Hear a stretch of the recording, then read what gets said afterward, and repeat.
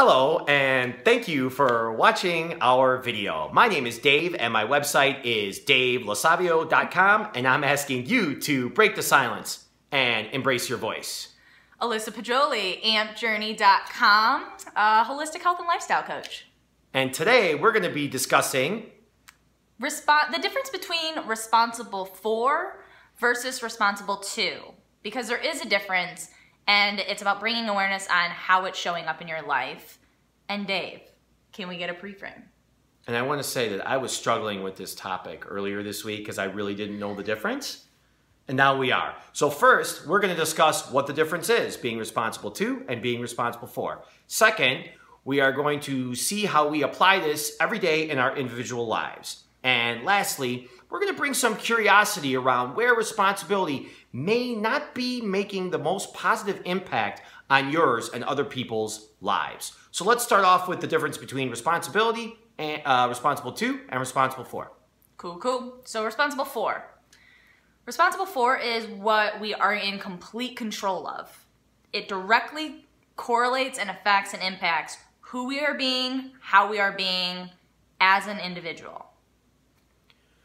Okay, so with the for, being responsible for is really all about us and our actions. Yes. Okay, cool. So responsible to is our leadership and encouragement with others that aligns them to make decisions based on their better self.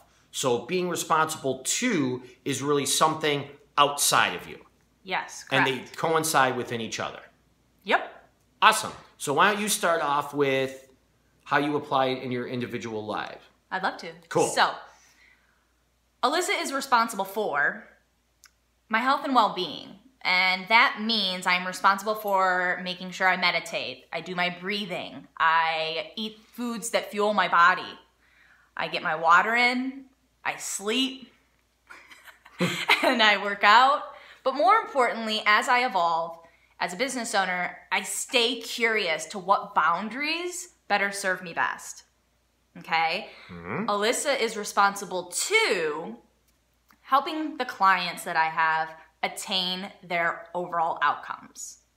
Serving them through a safe and motivating energy, ensuring that they are able to be their most authentic selves, and that I am showing up as my most authentic self for my family, my friends, and my community. That is what I'm responsible to. So it can provide, it can serve. What about you? Okay. So I've narrowed this down over the last year.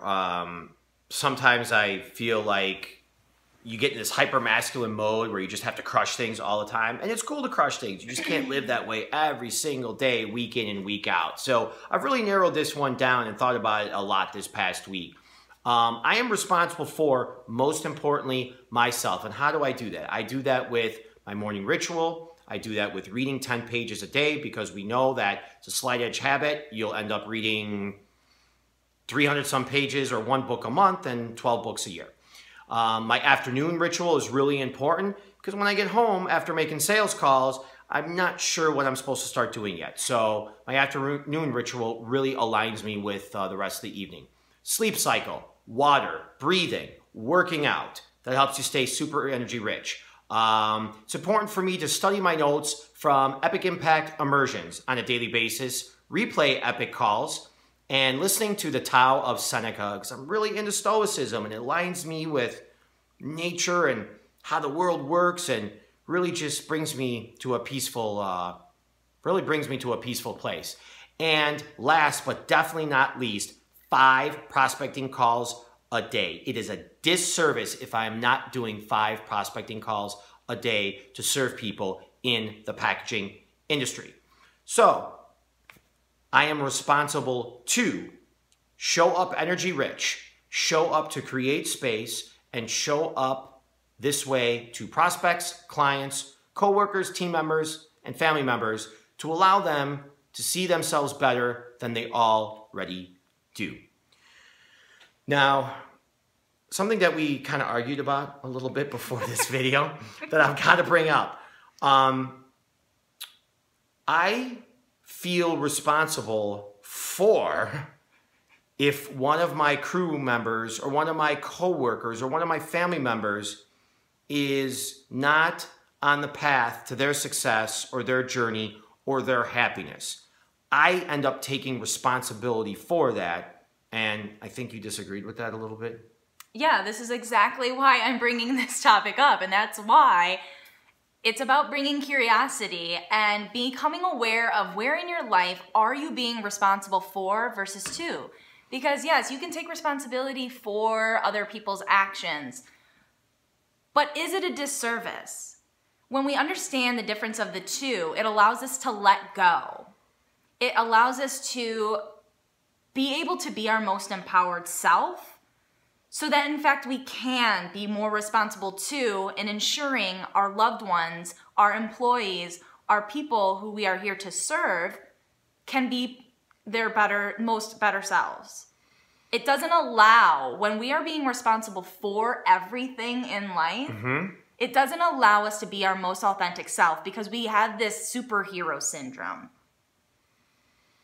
Does that make sense? It makes sense.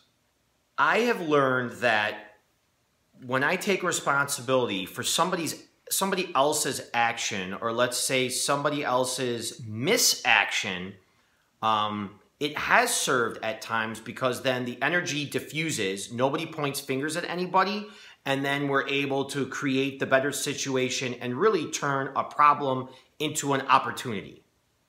So that's where I feel that taking responsibility for other people, even when you really wasn't really your responsibility, but in my mind it is, that a lot of times it just diffuses the bad situation and then a positive will be reached at a quicker time. Does that make sense? It does. But you don't agree? I somewhat.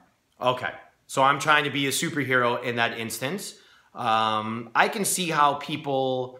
Maybe if I relate to other people. So sometimes moms want to be super moms and they end up being a helicopter parent by always being on top of their children, right? Yeah. Now, I don't have any kids.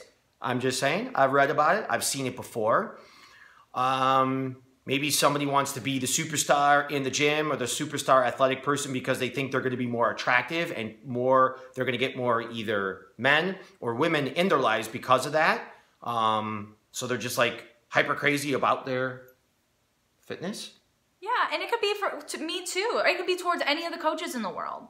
Where I would love if one of my clients wants to lose 50 pounds or find like true love, I'm not responsible for them receiving that outcome. I'm responsible to ensuring that I allow the proper step, support, and guidance into helping them achieve them. Because by being responsible for, that puts a lot of pressure on me, and it allows me to come in this like different energy form to where it's out of obligation. And then obligation will form like guilt, resentment, disappointment, stress, anxiety. So really dial in on what you are responsible for versus to. So with respect to taking responsibility for yourself and your actions, naturally, you want to check in with yourself on a daily basis so you know the steps to ensure that you are showing up as your best self for your clients, for your prospects, for your friends, and for your family. Yeah. Cool. I think I can go on that one. Cool. Awesome. So thanks for joining. As always, we want to know if you like, we want to know if you dislike. But more importantly, this week, I would like to know, and I'm sure Dave would too, but where do you see the struggle in this? What's your aha, your insight, or your takeaway from learning the difference between being responsible to versus responsible for? Awesome. And thank you for watching the video. Check out my website, davelasavio.com. Feedback is the breakfast of champions. And what's your breakfast? A protein shake. Cool. Cheers. Thank you.